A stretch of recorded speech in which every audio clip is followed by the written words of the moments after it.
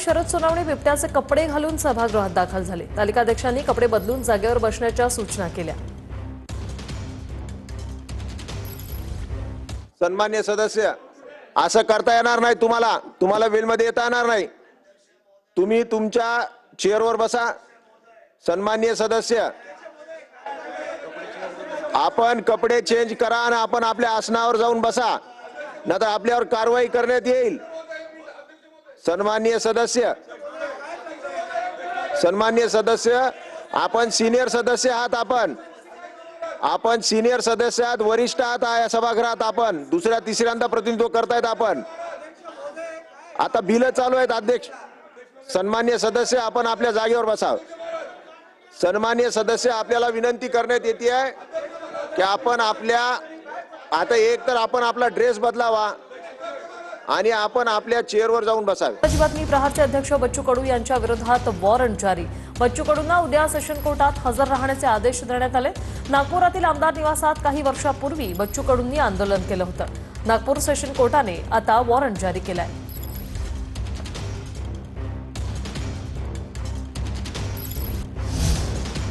निवडणूक आयोगाने जिल्हाधिकाऱ्यांकडून आचारसंहिता भंग झाल्याचा अहवाल मागितलेला आहे। कुठे आचारसंहितेचा भंग झाला याचा अहवाल आयोगाने मागितलाय। शरद पवारांच्या राष्ट्रवादीकडून आयोगाला पत्र देण्यात आलं होतं। रवींद्र पवार यांच्याकडून निवडणूक आयोगाला सत्ताधारी पक्षाकडून आचारसंहिता भंग केली आहे या संदर्भात पत्र देण्यात आलं होतं।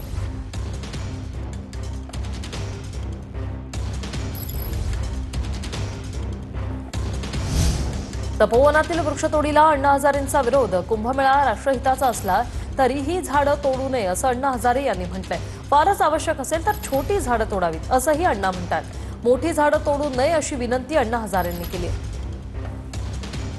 कुंभमेळा जर समाज आणि राष्ट्रहितासाठी असेल तर झाडं तोडणं कितपत बरोबर आहे? अशी मोठी झाडं तोडू नये। गरज असेल तर छोट्या छोट्या कुठं काय वाटत असेल तेवढ्यालाच, मोठी झाडं कधी तोडू नये। विधान भवनावर राज्यातील पोलीस पाटलांचा मोर्चा। पोलीस पाटलांना महिन्याला 25,000 मानधन देण्याची मागणी। पोलीस पाटलांचं निवृत्ती सवय 60 वरून 65 करण्याच्या मागणीसाठी हा मोर्चा। पोलीस पाटलांचा प्रवास भत्ता वाढवून देण्याची ही मागणी।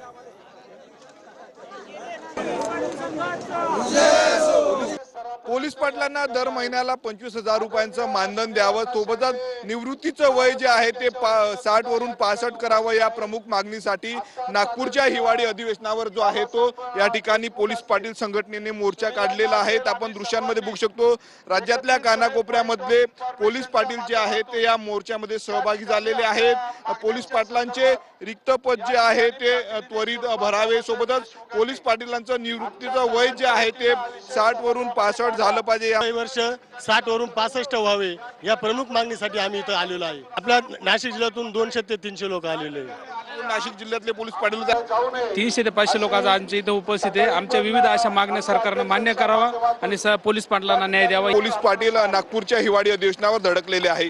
कॅमेरामॅन रोहनसह मी स्वप्नील उमप, TV9 मराठी, नागपूर।